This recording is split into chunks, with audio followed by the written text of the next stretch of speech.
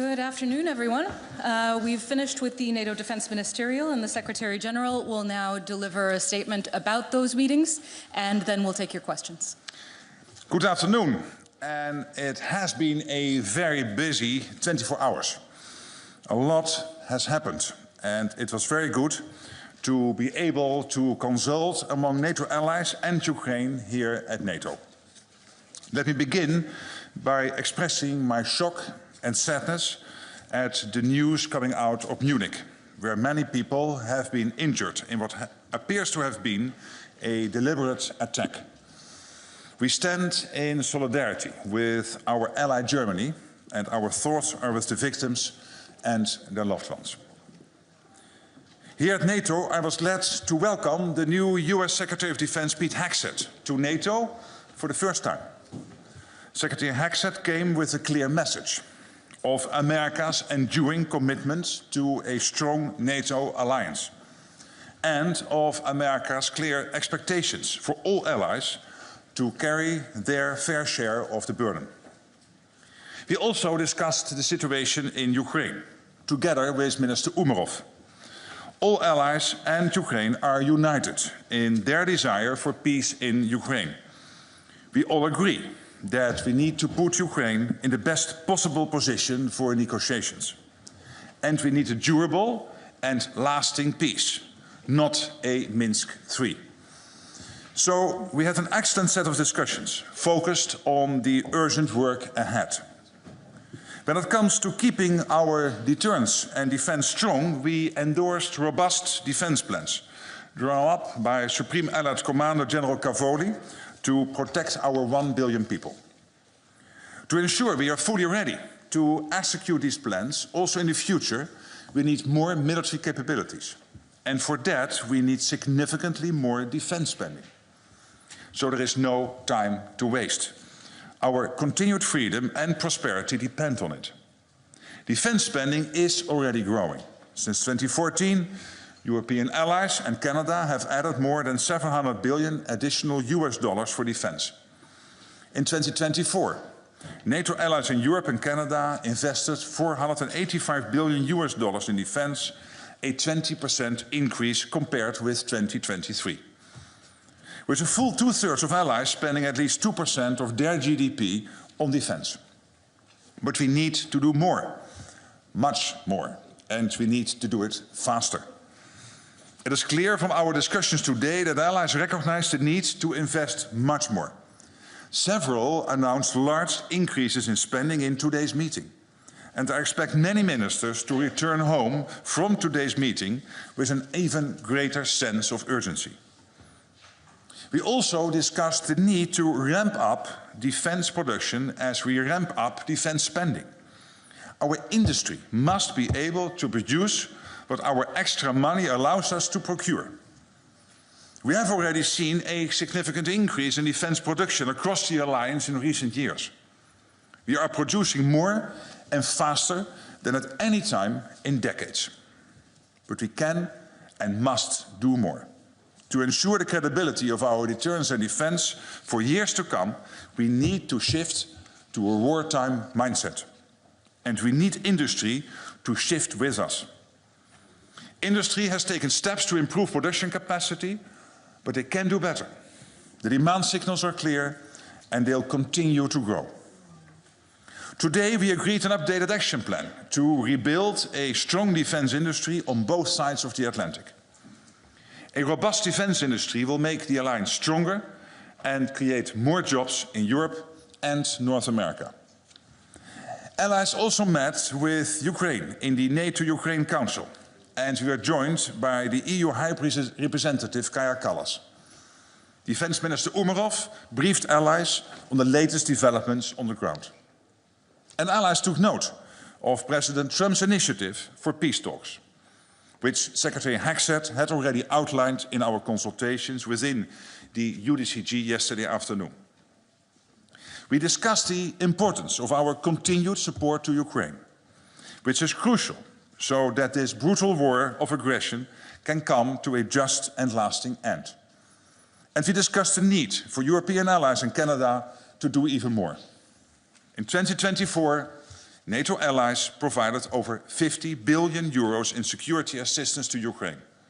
Nearly 60% of this coming from Europe and Canada.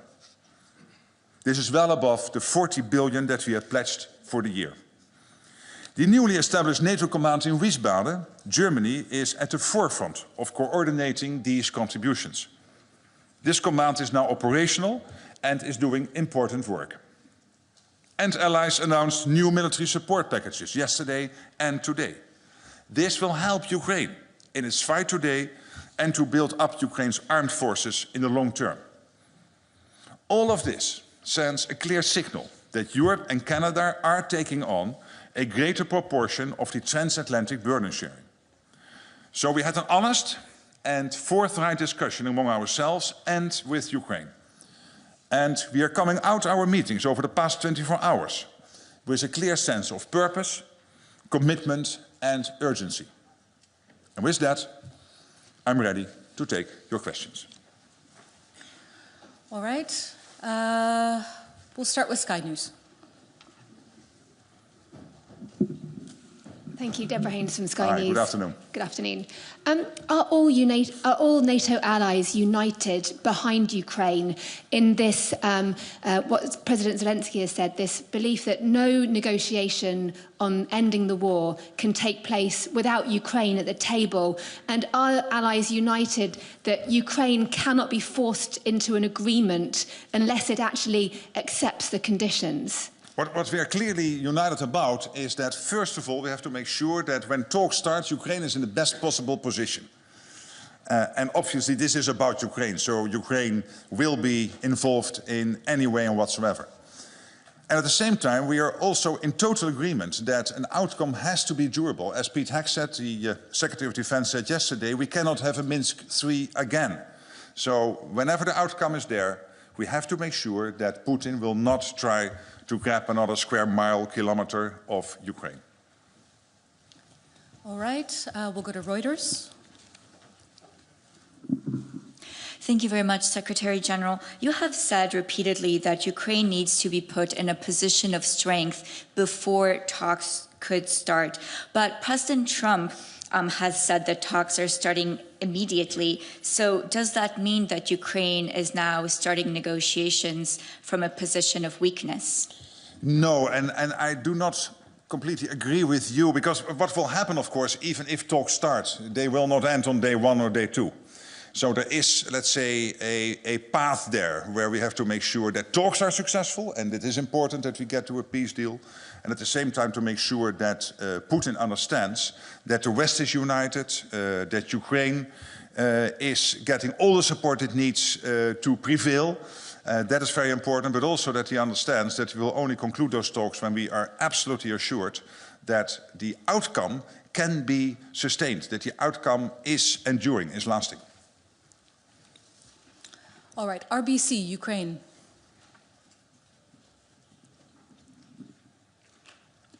Milan Lilic, RBC Ukraine News Agency. Secretary General, do you believe that Vladimir Putin really wants to end the war now, as President Trump said it yesterday? Thank you. Well, I don't know what is exactly in President Putin's mind, of course, neither can you. I have had many meetings with him between 2010 and 2014 in my previous role. He is a strong negotiator. He is very unpredictable.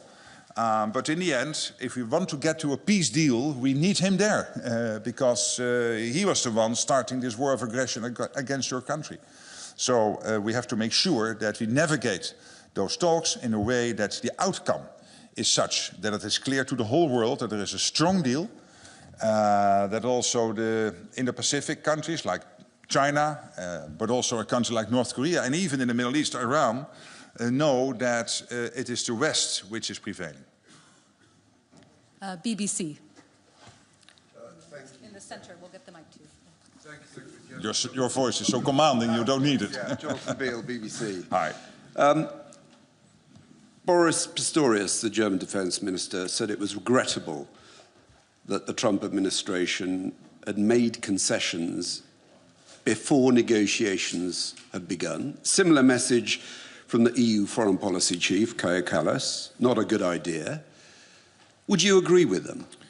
Well, I'm not in a position to comment on everything everybody is saying, but I would not be surprised about President Trump's views on this. He has been clear during the election campaign, and we knew for a couple of days that talks were imminent, at least that a phone call with President Putin was imminent, and that phone call took place yesterday. And now we have to make sure collectively that we do everything to make sure that we get to a lasting outcome of those talks. All right. Moscow Times, please. Thank you.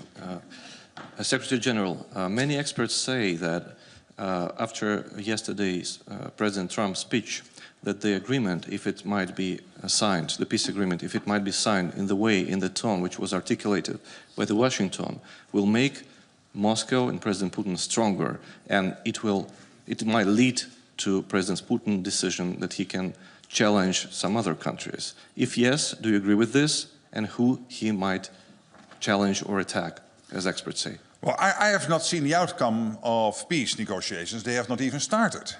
What I know is that all allies here today, and I know that the White House thinks the same, are of the opinion that we have to make sure, yes, that there is peace in Ukraine, that we end this awful situation, this war of aggression where hundreds of thousands of people have now been dead or seriously injured on both sides of the border. And it is really horrible. So we want to end this. But of course you have to make sure that you conduct those talks in a way where the outcome is such that it will not be seen as a loss to the West, one, and two, that we make sure that the outcome is seen as enduring, that it will not be challenged again, like we have seen after Crimea and after the Minsk Accords in 2014, where immediately basically moving forward to 2015 and 2016, Putin started to challenge the outcome of these agreements. Bloomberg, behind the cameras.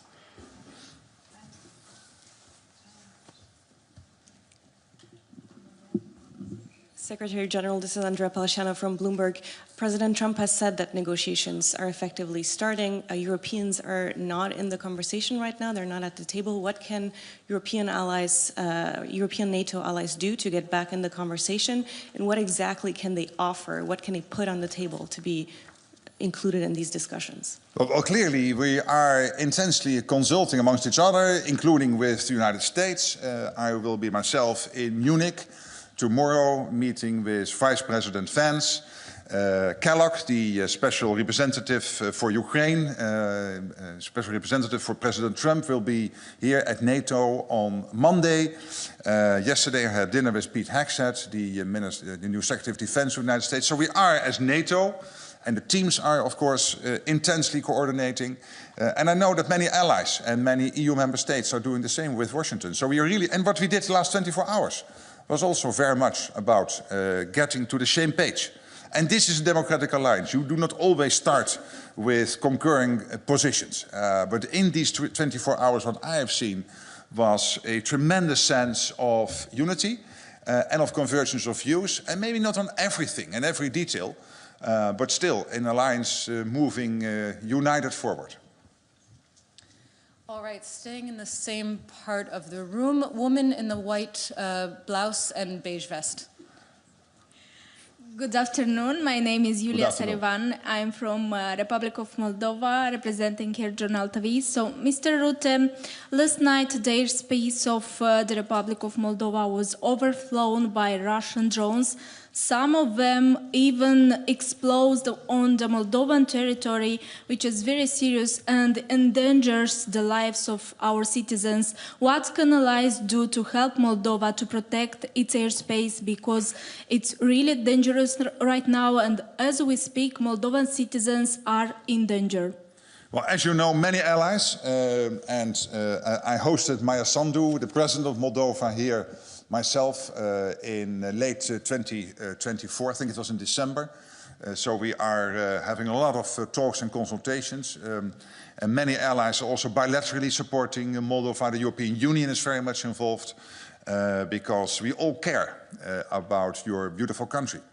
And to make sure that you prevail in this ongoing, let's say, yeah, you would call it hybrid in the past, but this is really destabilization campaigns and sometimes even state-sponsored terrorism against your country. And this is what we are doing, working together on this, consulting, and making sure that we are on the same page. That is very important. All right, and just behind her, Frankfurt Allgemeine Zeitung. Thanks a lot, Thomas Kutschka with Frankfurt Allgemeine Zeitung. Secretary General, yesterday the US Secretary of Defense also said that in the future Europeans need to take ownership of their own, as he said, conventional security. How do you read this? Does it mean that we should expect the bulk of the US forces in Europe, which are about 100,000 at the moment, will be withdrawn from the continent? Did you discuss this with him? Did you get any assurances? And would it be wise for Europeans to basically foresee a situation where the US only provides a nuclear umbrella, but no longer any conventional protection? Thank you. Thank you for the question. And you know, Pete Hegseth visited Stuttgart on Tuesday.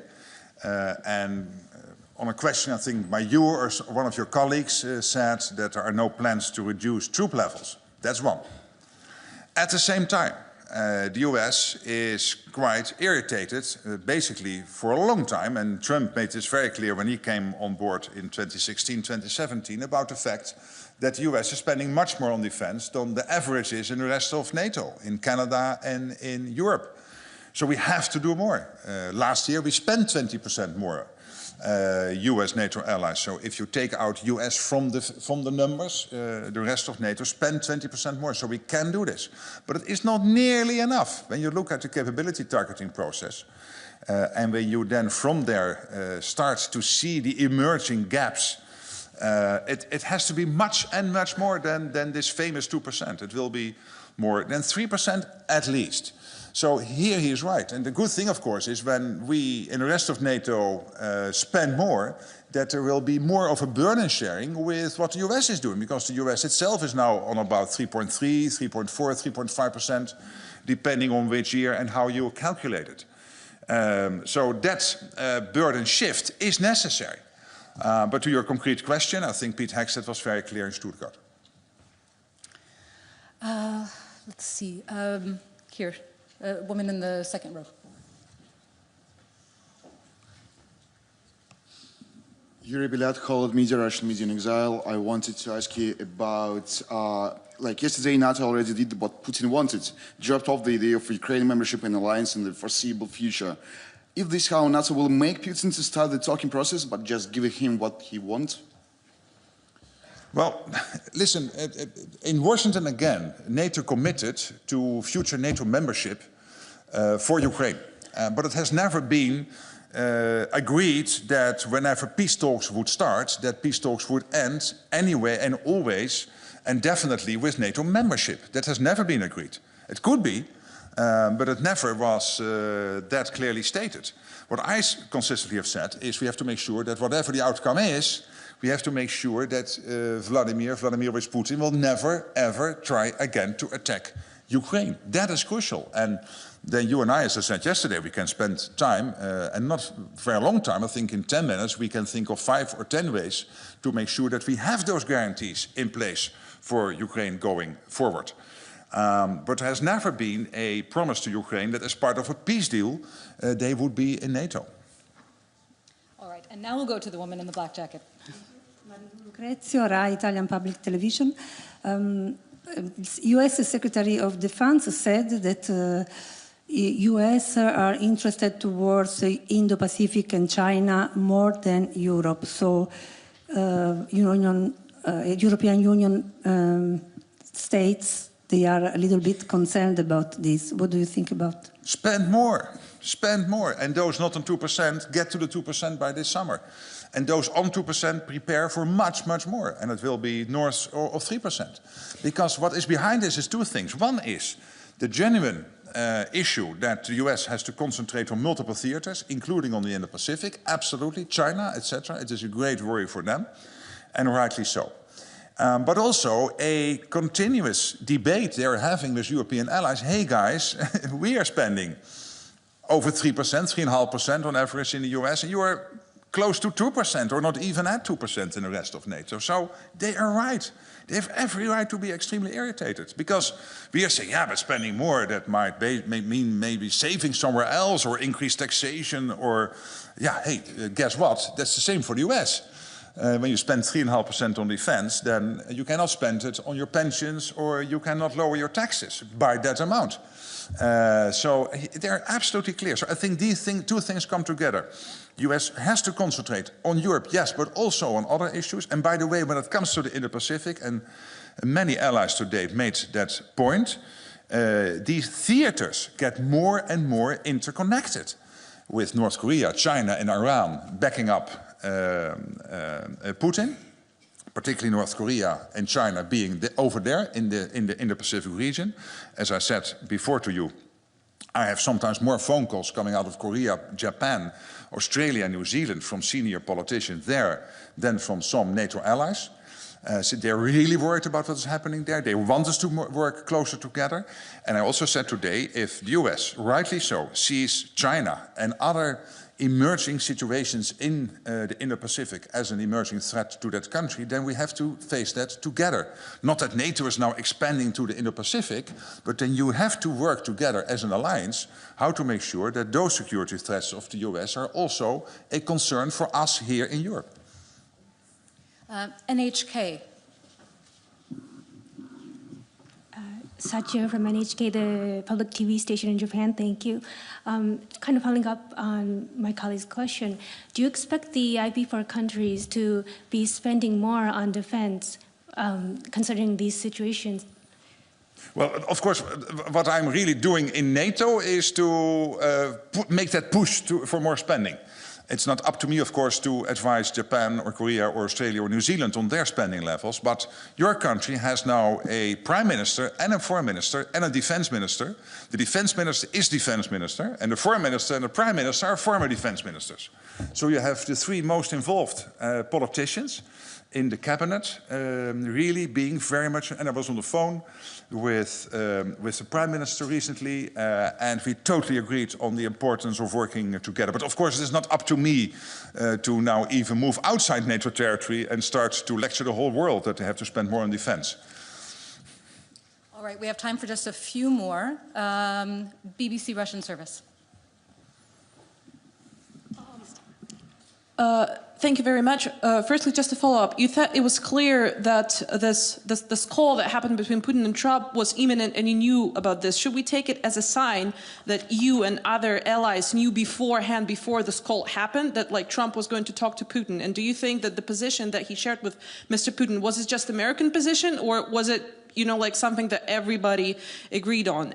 This is my first question. So I first answer that question, okay, then we go to your second question. Sure. Now, what I said is we always knew that this week that call was imminent, not exactly at that particular time slot. It's not that detailed that we consult with each other, but we knew a call would happen soon. It was imminent, and teams are consulting each other. That doesn't mean that we always consult in detail about all the talking points in each of the phone calls each of the leaders within NATO is making.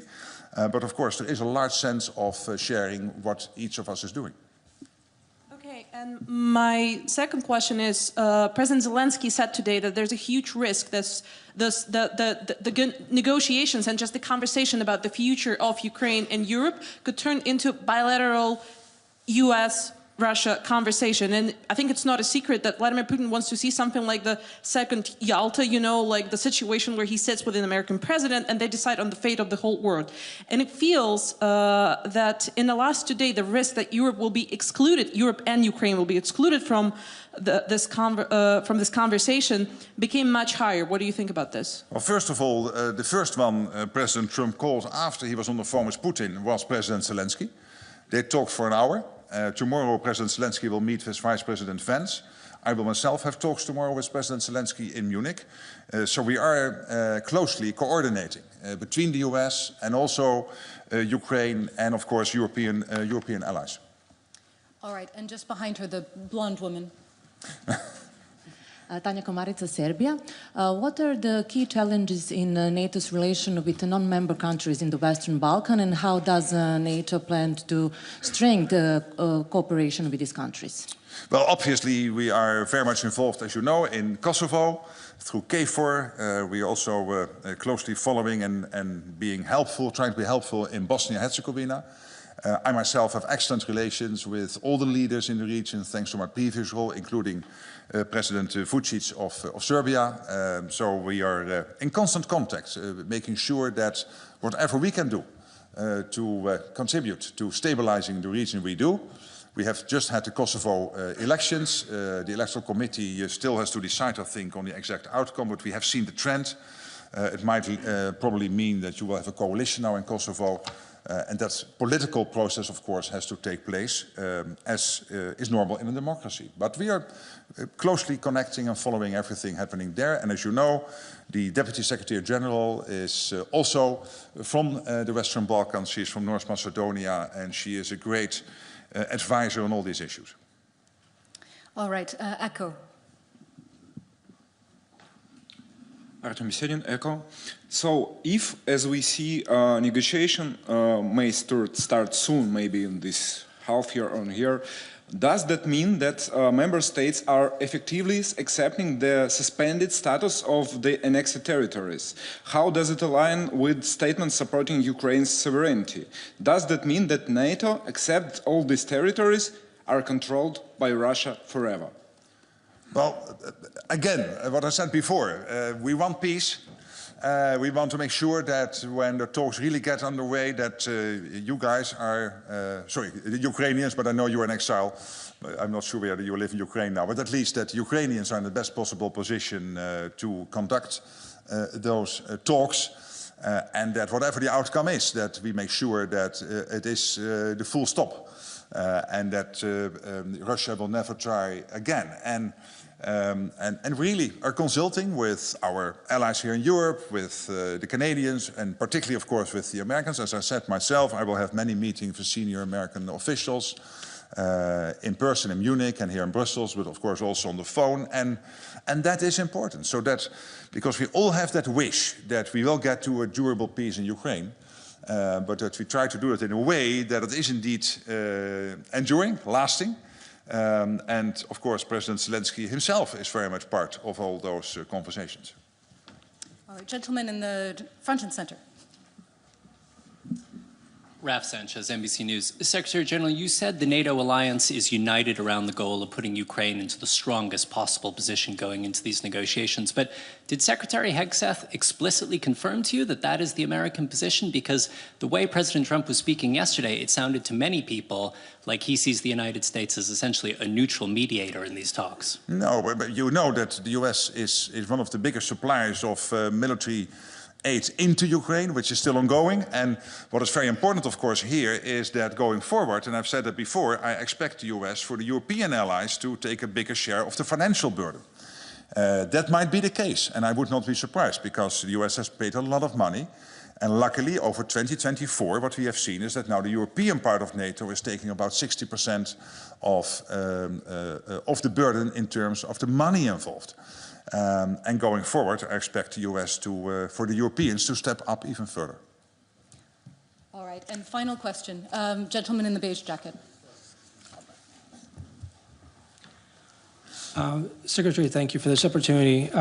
Secretary Hegseth said yesterday that the idea of putting boots on the ground involving the US troops in Ukraine is off the table.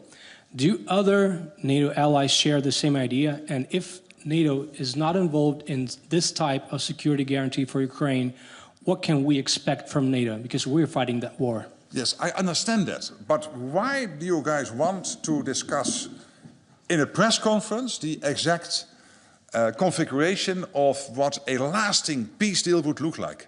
Including this, and you were right on this, the security guarantees which have to be part of that.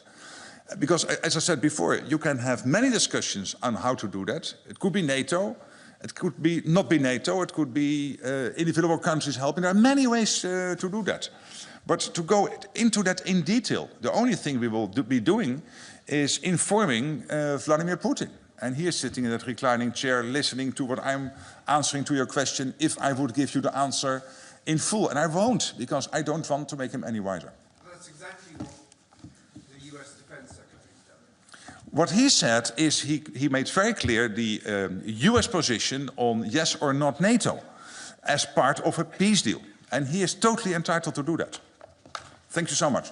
Thank you so much. That's all we have time for.